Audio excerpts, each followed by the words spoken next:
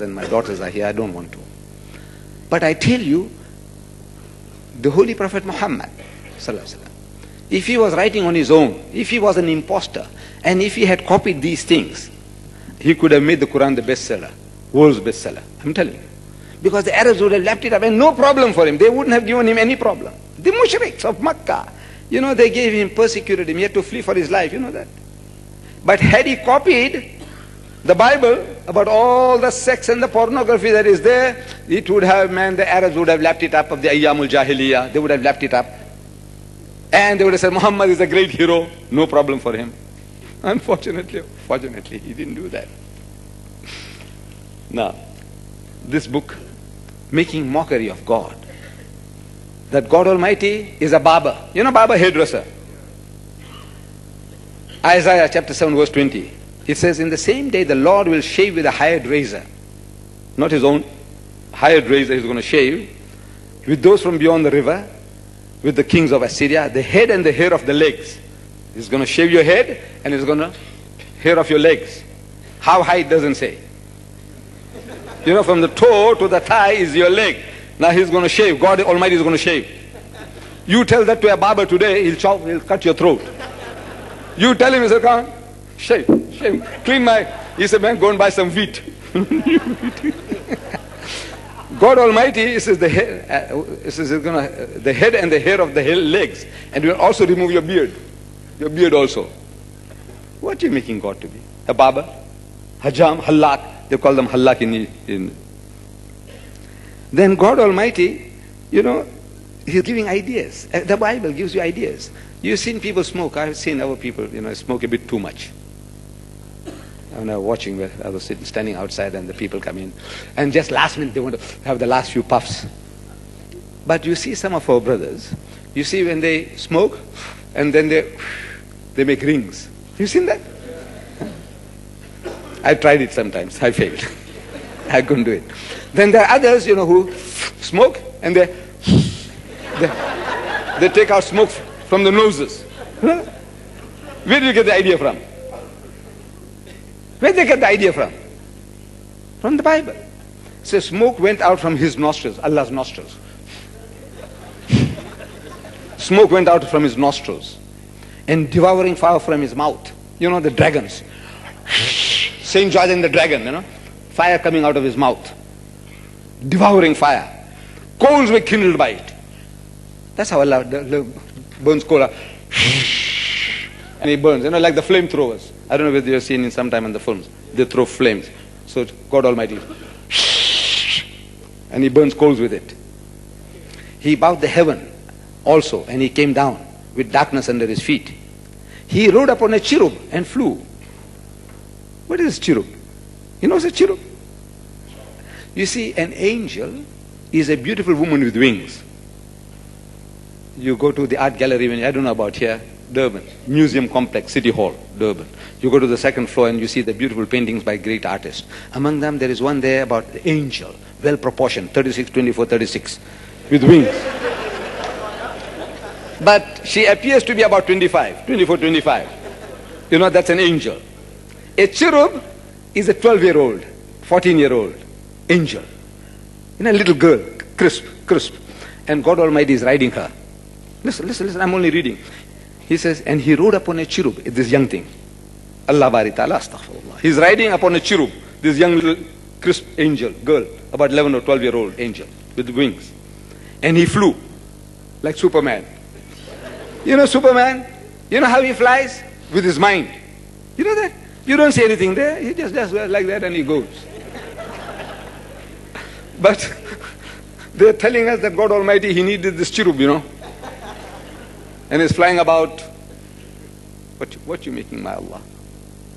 Why are you making mockery of God? See, this is making a mockery of God Almighty in this book. And you say this is Allah's book. Allah writing that, He's telling you to write that He writes cherubs, little girls, He's riding them around. He couldn't do what the Superman does. Astaghfirullah. فَوَيْلٌ لِلَّذِينَ يَكْتُبُونَ الْكِتَابَ بِأَيْدِيهِمْ ثُمَّ يَقُولُونَ هَذَا مِنْ عِندِ اللَّهِ. Then God Almighty, in the book of Isaiah, he tells his prophet, Isaiah, that he must go about naked. Absolutely naked. Not even a G-string. You know that little jock straps you wear? Not even that. No. He says he must go about naked for 3 years. He must run around in front of his mother, his daughter, his sisters, everybody. He goes around, and a prophet of God, God Almighty, made him to go about naked for 3 years. You believe that? That Allah does that? He says in the Holy Quran, he says, Qul, tell them, Inna Allah la ya'muru bil fahsha. Allah does not command anything shameful. This is a shameful thing. Telling his prophet that this is what he must do, go about naked. And he commands another prophet. In the book of Malachi, chapter 2, verse 3, he says, Behold, I will corrupt your seed and spread dung upon your faces. You know what's dung? What about human dung? What do you call that?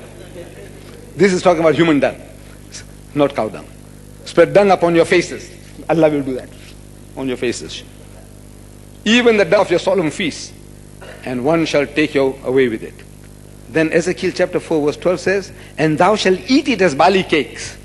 He's telling his prophet. Allah is telling his prophet to eat that thing what he's going to make now as barley cakes. And thou shalt bake it with dung that cometh out of man in their sight. What you see from fresh stuff, not the thing that's dried up. Not the dried up one. What you see fresh that's come out of man, that dung, you must bake it with that, and you must eat it. Who? His prophet. Allah is telling his Nabi to do that. Allah says, Inna Allah la ya'muru bil fahsha. Allah doesn't command anything shameful. Then he tells another prophet, Hosea. Then the Lord said to me, he says, Allah told him, go again, love a woman who is a lover by a lover, an adulteress. Allah tells him, go and get a wife of adultery. Zina, zani. Go and marry an adulteress, committing adultery. Just like the love of the Lord for the children of Israel, who took other gods and loved to raise them. Inna Allah la ya'muru bil fahsha. And Allah Bari Ta'ala, he eats also broiled fish and honeycomb. You know that? He eats fatted calves. This is what Sharush, in the last debate, if you see that, he tells. He said, you see, Ibrahim alayhi salam was sitting, and he sees 3 angels appeared, 3 persons. They appeared. They materialized. Like what you've seen in Star Trek. The people in the spaceship, they dematerialize in the spaceship and they appear on some planet. And from there they disappear and they appear again in the spaceship. So 3 angels, they appeared. So Ibrahim alayhi salam, thinking that they were visitors, so he goes to them and says, look man, come, I'll wash your feet and I want to be hospitable to you. So they come inside, they sit down. And Ibrahim alayhi salam tells one of his servants, the fatted calf, the nice fat calf, kill it. And he takes he gives some flour and some butter to his wife. He says, come on, quickly, bake some cakes. And he set the table.